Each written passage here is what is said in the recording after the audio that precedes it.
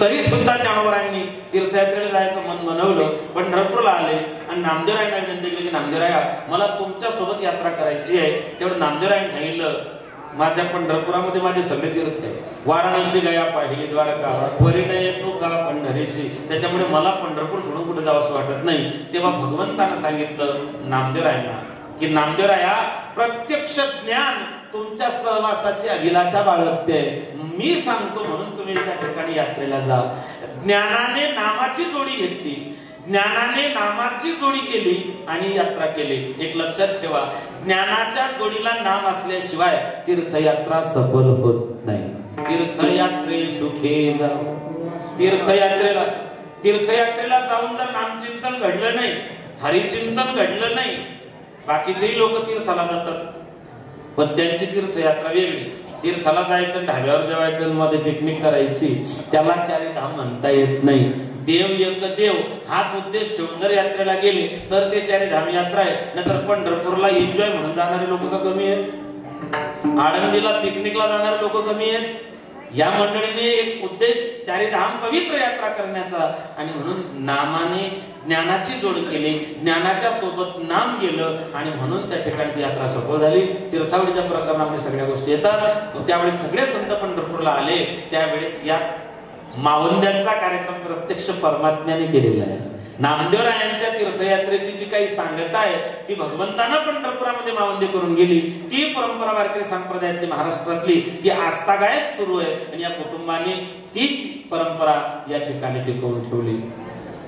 द्वारकाधीशाच्या यात्रेची कथा वेगळी आहे, जगन्नाथपुरीची कथा वेगळी आहे, रामेश्वराची कथा वेगळी आहे आणि बद्री केदारची कथा वेगळी आहे. नरनारायण सनक सनातन सनत कुमार सनक नंदन हे बद्रिकाश्रमामध्ये राहिलेले ब्रह्मदेवाचे नैष्ठिक ब्रह्मचारी. ज्या वेळेस पांडव तीर्थयात्रेला निघाले, पांडव भगवंतानं निज धामाला गेले.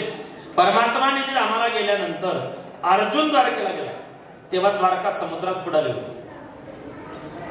अर्जुनानं बघितलं द्वारका समुद्राला बुडालेली आहे. भगवंताच्या सगळ्या बायका घेऊन अर्जुन निघाला.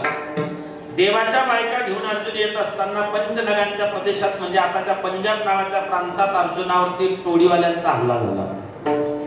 अर्जुनावरती टोळीवाल्यांचा हल्ला झाला. त्या टोळीवाल्यांनी, त्या दरोडेखोरांनी अर्जुनाला इतका मारला, कपडे फाटोस्तर हाणला.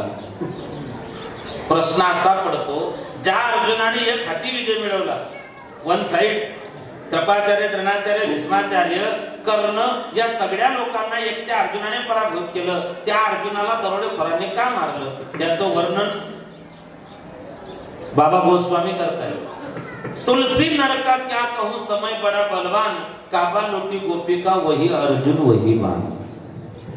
समय चक्र बड़ा बलवान होता इसका नाप न पाया कोई.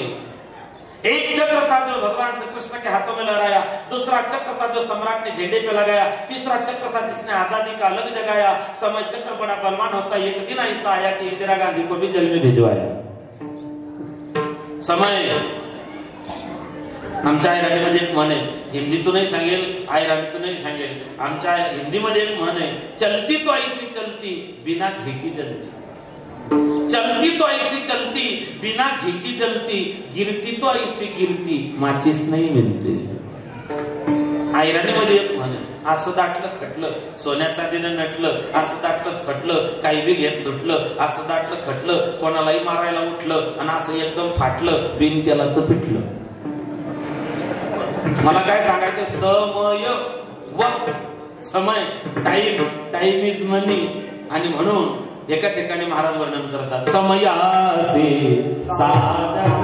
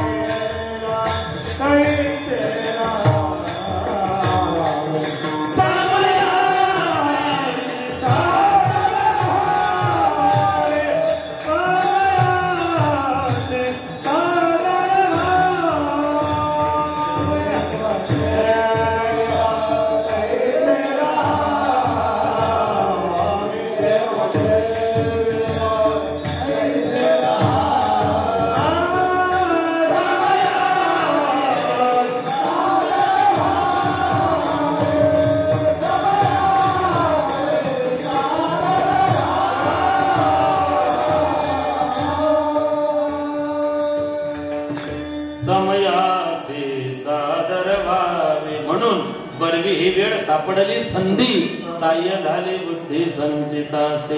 अर्जुनाला ते संधीचं सोनं करता आलं, परमात्म्याची प्राप्ती झाली. मार खाल्ला, घरी आला. पांडवांनी राजपाटाचा राज, दोघांचा राजचिन्हांचा त्याग केला. 5 पांडव, 6 द्रौपदी, 7वा पुत्रा यांनी तीर्थाटन करायला गेले. ते बद्रीनाथला गेले, केदारनाथला गेले. केदारनाथला त्या ठिकाणी रेडा मारला. रेडा मारल्यानंतर त्याचं मस्तक पडलं पशुपतीनाथला, त्याचं धड आहे केदारनाथला. केदारनाथला गेल्यानंतर पशुपतीनाथला गेल्याशिवाय केदारनाथाची यात्रा पूर्ण होत नाही. ते पहिलं धाम.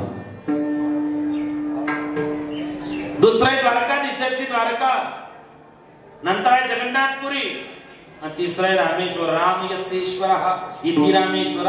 राम ज्याचा ईश्वर तो रामेश्वर, राम ज्याचा ईश्वर तो रामेश्वर, आणि रामाचा ईश्वर तो रामेश्वर. हे चारी कोपऱ्याचे पूर्व पश्चिम उत्तर दक्षिण असणारे आपले 4 धाम, आणि ही 4 धामाची या ठिकाणी यात्रा, गंगेचं चिंतन आपण करत आहोत. सूर्यवंशामध्ये भगीरथ नावाचा राजा झाला. सूर्यवंशाची परंपरा आपल्या सगळ्यांना माहिती आहे. भगवान नारायण, नारायणाच्या पुढे ब्रह्माजी, ब्रह्माजीच्या पुढे इक्ष्वाकू, इक्ष्वाकू विवस्वान, इक्ष्वाकू, विकुक्षी, नेमी, दंडक, पुरंजय, अनया, विश्वरंद्री, द्रढाश्व, हरियाश्व, परिणाश्व, सेंजित, यवनाश्व, माधांता, माधांताच्या पुढे पुरुकुत्स, योगी मुचकुंद, नंतर अंबरीश. त्याच वंशामध्ये अनरण्य, काकुस्थ, हरियश्व, परिणाश्व, अनरण्य, त्रिशंकू, हरिचंद्र, हरिचंद्राच्या पुढे जन्माला रोहिदास, रोहिदासच्या पुढे चंप, चंपच्या पुढे विजय, विजयच्या पुढे वृक, वृकच्या पुढे बाहू, बाहूच्या पुढे सगर, सगरच्या पुढे असमंजस, असमंजसच्या पुढे अंशुमान, अंशुमानच्या पुढे दिलीप, दिलीपच्या पुढे भगीरथ, भगीरथाच्या पुढे जन्माला श्रुत, श्रुतच्या पुढे पद्मनाभ, पद्मनाभाच्या पुढे खटवांग, खटवांगच्या पुढे दीर्घभाऊ, दीर्घभाऊच्या पुढे रघु, रघुच्या पुढे अज, अजच्या पुढे दशरथ, दशरथाच्या पुढे राम. ही सूर्यवंशाची परंपरा आहे. याच्यामध्ये बाहुक नावाचा एक राजा होऊन गेला. या बाहुक राजा हा शिकारीला गेला, त्याच्या शत्रू पक्षाने त्याला मारून टाकलं. त्याला मारून टाकल्यानंतर त्याची पत्नी सती जायला निघाली. स्त्रियांचे 4 प्रकार आहे, कजाक, साध्वी, सतीन, पतिव्रता. महिलांचे 4 प्रकार आहे, कजाक, कजाक म्हणजे नवऱ्याच्या अंगावर धावून जाणारी, तो प्रकार इकडे नाहीये. कजाक. दुसरा आहे साध्वी, पती आणि देव समांतर मानते, तिला साध्वी म्हणतात. कजाक, साध्वी. सती, पती गेल्यानंतरची सहगमन करायची, तिला सती म्हणतात. आणि पतीच्या मता अनुसरे ती पतिव्रता किंवा धन्य धन्य पतिव्रता, तिची देवावरी सत्ता. शास्त्र म्हटलं की गीता, ममत्व म्हटलं की माता, आणि पातिव्रत्य म्हटलं की सीता. आजपर्यंत या 3 गोष्टींना चायलेंज मिळालेलं नाही, अजिबात नाही. शास्त्र म्हटलं की गीताच, ममत्व म्हटलं की माताच, आणि पातिव्रत्य म्हटलं की सीताच. सीतेच्या जीवनामध्ये जेवढा त्रास झाला त्याच्यापैकी 1% तरी तुमच्या जीवनात आहे. लवांकुशाचा हलवे पाडना, वनी वाल्मिकी मुनी, दैव जाणिले अपाद मस्तक पवित्र सीता, पतिव्रता ती मूर्त देवता. पतित पावने तिला त्यागिले, तशात ती गर्भिणी, दैव जाणिले तुम्ही. कोण होती सीता? विदेही जनकाची मुलगी, चक्रवर्ती सम्राट राजा दशरथाची सून, अनंत कोटी ब्रह्मांड नायक भगवान परमात्म्याची पत्नी. नवऱ्याच्या जीवनात वनवासाला खास खडके दगड गोटे काट्याकोपट्यांवरती वाटचाल करत भगवती जानकी 13 वर्ष जंगलात भटकत राहिली. सीतेला जेवढा त्रास झाला त्याच्यापैकी 1% तरी तुम्हाला आहे का? तरी नवऱ्यानं 2 थापडा मारल्या, तुम्ही 498 लावून देतात. आदर्श नारी सीता आहे. म्हणून अन्नाची परीक्षा पसल्यावर होते, नोकराची परीक्षा कामावर राहिल्यावर होते, आणि बायकोची परीक्षा गरिबी आल्यावर होते. श्रीमंतीमध्ये कोणीही गावरान तुपाचा शिरा करून खाऊ घालीन, याच्यात काही नवल.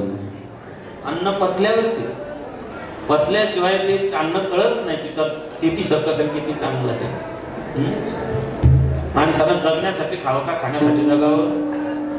डोंगरूजी महाराज म्हणायचे, भोजन करना पाप नहीं, लेकिन भोजन के वक्त भगवान को भूल जाना सबसे बड़ा पाप.